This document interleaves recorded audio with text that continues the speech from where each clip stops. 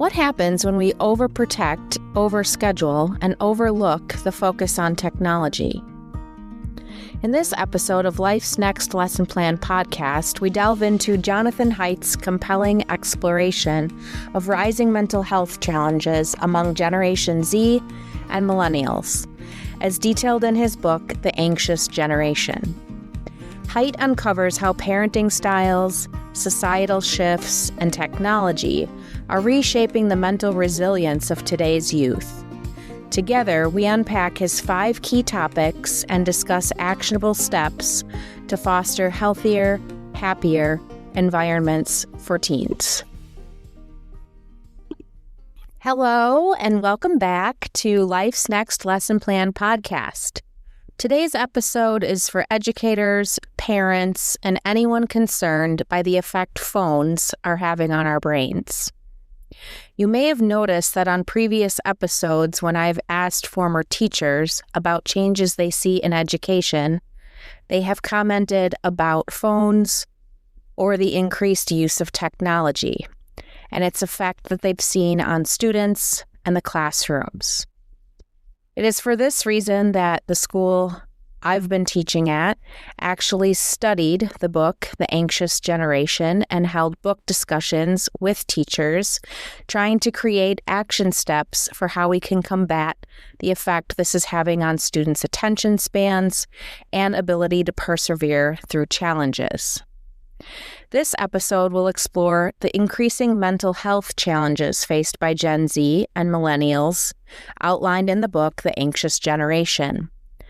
This book is a call to action for parents, educators, and society to create environments that promote healthy development and mental resilience. At the end of the episode, I offer 6 action steps for parents, educators, and society in general as support in this rapidly growing issue. The book covers 5 key topics. The first one involves overprotective parenting. I know this one is often a tough pill to swallow for parents who walk that fine line of helping and hovering. In his book, Haidt discusses the impact of what he calls safetyism, where children are overly shielded from challenges and risks, reducing their resilience and problem-solving abilities. Allowing children to take on manageable risks is crucial for their independence and mental well-being. We will reflect on this idea and the upcoming topics later in the episode. The second topic that Haidt outlines is the decline of free play.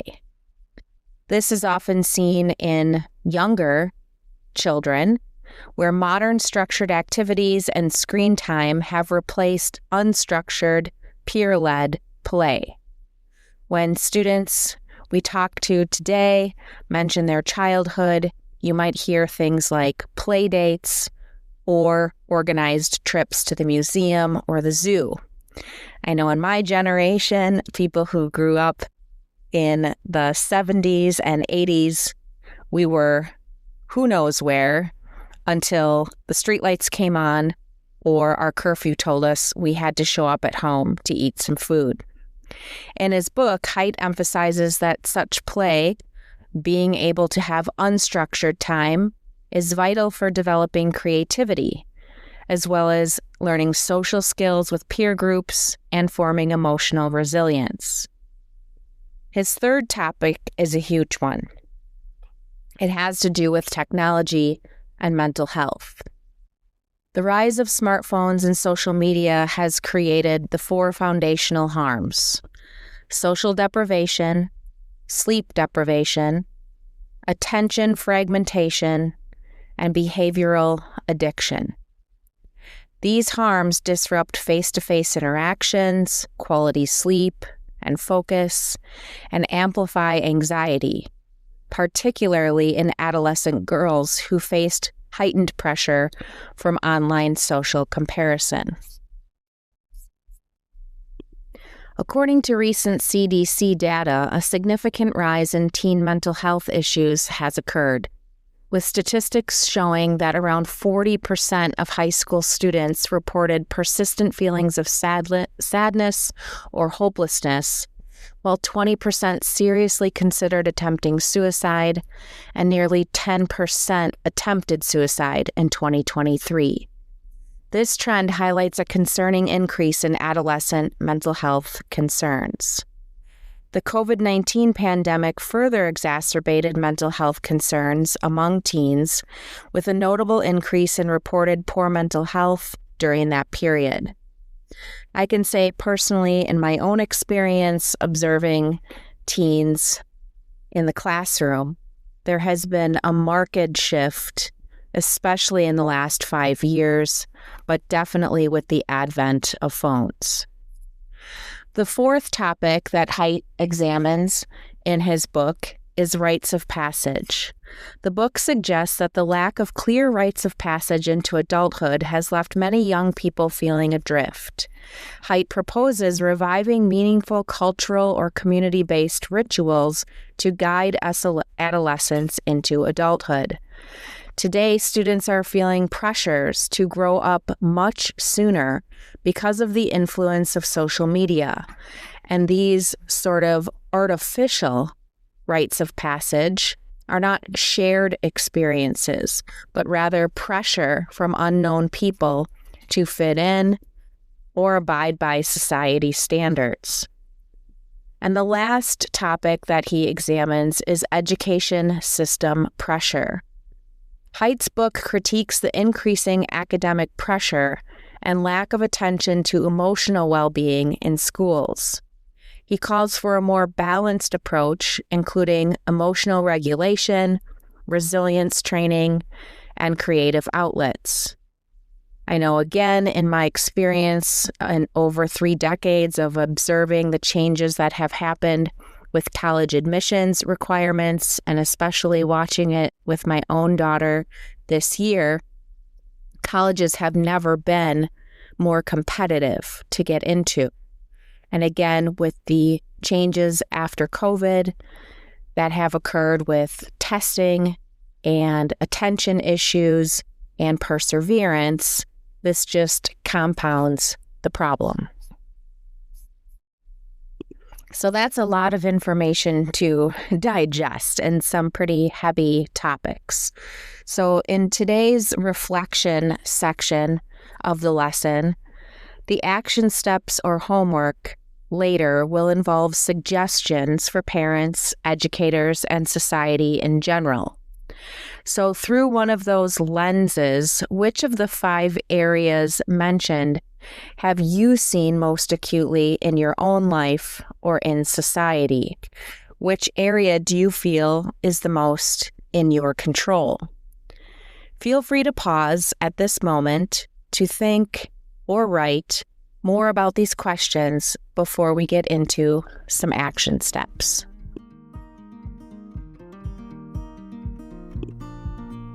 Just a reminder for educators listening to the podcast that you can get 10% off at pencils.com. Kids go through pencils like crazy, and pencils.com offers a discount to teachers on pencils as well as other products. Educators can also save at Costco. Get a $20 Costco shop card with a new membership. And one of my favorite benefits has been my free subscription to Headspace. Teachers receive a free subscription to the app, which has so many amazing guided meditations and resources for mindfulness, a very fitting topic for today's episode. So now we have come to the portion of the lesson where it's time for homework or action steps. If this topic is a concern to you, I have 6 action steps that you can take with you to implement in your own life or to share with others. The first step is to encourage autonomy and manageable risks. For parents, this might look like allowing teens to solve their own problems and face consequences in a controlled environment. Yes, this might mean watching your own child fail and learn a lesson. I can't say that I'm very good at that. So this is potentially an action step I will be continuing to work on. Allowing for their own manageable risks help them develop independence and problem-solving skills. If you're an educator, you can design classroom activities that encourage critical thinking, collaboration, and decision-making without micromanagement. This is something I definitely learned through teacher training when I was learning to teach capstone courses, and definitely this helped form a hands-off approach as a journalism or publications teacher. In other words, reminding myself that it is their work, their project, their yearbook, and allowing them to collaborate and make the decisions without me having the final say definitely empowered them and taught them the risks and rewards of their own choices. Members of society can help create safe community spaces where teens can explore, socialize, and learn without excessive restrictions.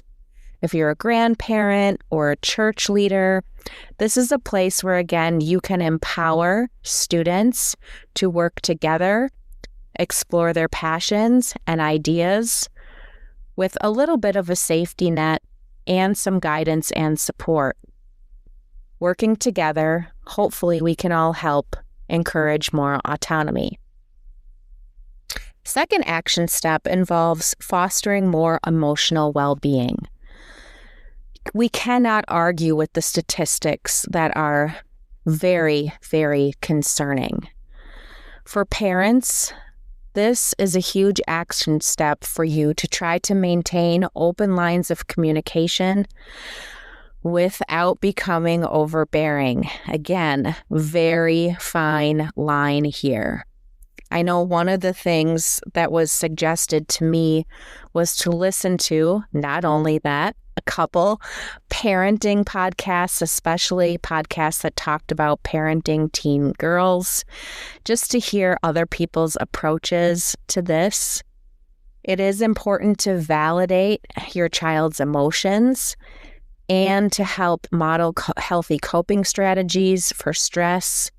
Again, this is hard to role model for busy parents, especially with more and more demands on them, juggling more and more responsibilities and stress. But definitely students see what we model at home. For educators, we can introduce programs that teach mindfulness, emotional regulation, and resilience skills, such as how to handle failure or resolve conflicts. I know at the end of every school year, I had to have the talk with my yearbook staffers before the yearbooks were released to over 1,000 different students because their homework was on display for public consumption. And usually the focus was not always on the positive things that the students had done. I have definitely wiped some tears and taught some resilience skills on how to handle criticism. This will pay off as hard as it is to do in the moment. People dealing with teens in society can help to provide or lead teens in need of help to accessible mental health resources and normalize the idea of seeking help. It is okay not to be okay. We need to encourage teens to speak up if they need help and guide them to the appropriate resources. Number 3 is a hard one as well, but is to limit overscheduling and screen time. For parents, this is to ensure that all children, and especially teens, have downtime for unstructured activities, hobbies, and relaxation. I was so happy to see coloring books on my daughter's Christmas list. I'm definitely trying to encourage unplugging, taking a break as much as possible. For educators, this is something that I have thought of the more I have watched my own child at home. This is to avoid excessive or unnecessary homework and test pressure. Balancing academic goals with creative outlets like physical activity, music, hobbies, art, coloring. This can all help teach balance and avoid the incessant focus on achievement. And in society, we need to think more about how to promote screen-free initiatives and offer alternatives like community sports, creative workshops, or other outlets that do not focus on achievement or screen time. The fourth action step has to do with building supportive relationships. For parents, it is important to be actively involved in your teens' lives while respecting their privacy. Offer consistent support to them without trying to overstep or overprotect. For educators, we can work to create a positive school culture where students feel valued and supported by staff and peers. I know the biggest suggestion that upperclassmen always have when asked to give advice to freshmen is to get involved, whether that be a club, any sort of sport, or other or extracurricular where students can feel valued and supported and create important connections. In society, we can foster more mentorship programs to connect teens with positive role models, talk to them about their hopes and dreams, and just talk to them. Just ask them about their lives, ask them about their plans, ask them about who they are and what their interests are. Tip 5 is to help them prioritize physical health. Students, as well as adults, are busier now more than ever. For parents, we need to try to encourage regular exercise, provide nutritious meals, and make sure students are getting sufficient sleep. Again, modeling these habits at home, going for walks together, preparing or planning meals together, and setting consistent bedtimes can make a huge difference on students' physical and mental health. For educators, I know especially in long classes, incorporating movement breaks and physical education into school routines, encouraging fresh air, mindfulness, or reflection periods can go a long way. And in society, we need to ensure that we have access to safe outdoor areas, sports facilities, and healthy food options. This can be difficult when students get older and have their own transportation and their own money. Having a conversation with them about making good choices definitely can help them realize the impact that what they put in their body and how they move their body affects how they feel. And lastly, the sixth action step is to focus on students' strengths and interests. For parents, we can help teens discover and pursue their passions, whether this is academics, arts, sports, or community service. Again, having conversations with them about things that they would like to try, not what they want to necessarily major in, but what is something that you've always wanted to try, or what is something that we could do together that we can try to explore, different things that you are interested in. For educators, in the classroom, it is important to recognize and celebrate diverse talents, avoiding a one-size-fits-all approach to achievement. This has been a big source of contempt for me as the journalism teacher who creates the college map. For so many years, I wanted to get away with it, do away with it, because the message it sends is that everybody goes to college. That is the most important and revered path for everyone, and it is just not the case. Careers today look so different than they did 10 years ago. There are jobs that did not exist. We have a huge need for people to explore the trades. It is so important to have these conversations and to get rid of the stigma around not going to a 4-year school. This may be controversial, but I think it is so important to find out what teens would like to try, what they're good at, and to not put a label on it. In society, again, this is just assuring that we align students with resources and programs that cater to their varied interests, maybe inviting them to job shadow or to set up a job shadow where they can actually explore a career before people start asking them at 17 years old, what are you going to do for the rest of your life? I hope you have found this episode helpful. I'm going to be diving into this topic a much deeper on my Patreon, because what I have seen in the classroom and definitely working one-on-one with students in my many years of tutoring for the ACT, I have very, very large concerns about reading, attention spans, ability to focus, and ability to persevere. I've asked my students in my classes this year what they see as huge differences in their attention spans, and they have definitely admitted that they are finding it more and more difficult to focus. They don't have any interest in reading. It doesn't capture their attention. Their screens and the short form content and videos that are on TikTok are much more appealing to their interests.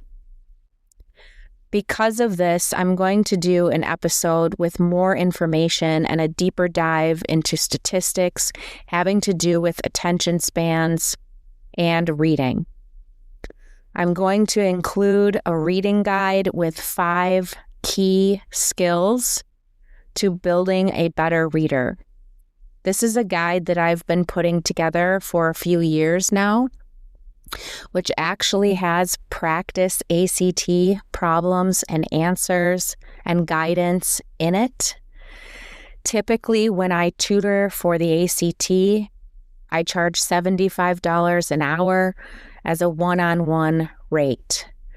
I have now packaged all of this information together in this reading guide that will be available, as well as all the information regarding how screen time and technology has affected students' reading and attention spans.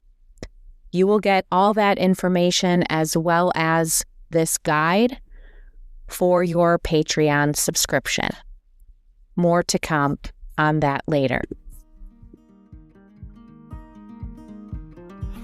Thank you for joining this discussion on the anxious generation. Jonathan Haidt's insights remind us of the collective role we play in shaping the mental health and resilience of future generations. Take one small step from today's action plans to make a difference in your community. We'd love to hear your thoughts on this topic, as well as strategies that have worked for you. Until next week, don't forget to follow the podcast and leave a rate and review. In the next episode, I will have another guest with me to share exciting stories and to give you tips on how to create a fulfilling life.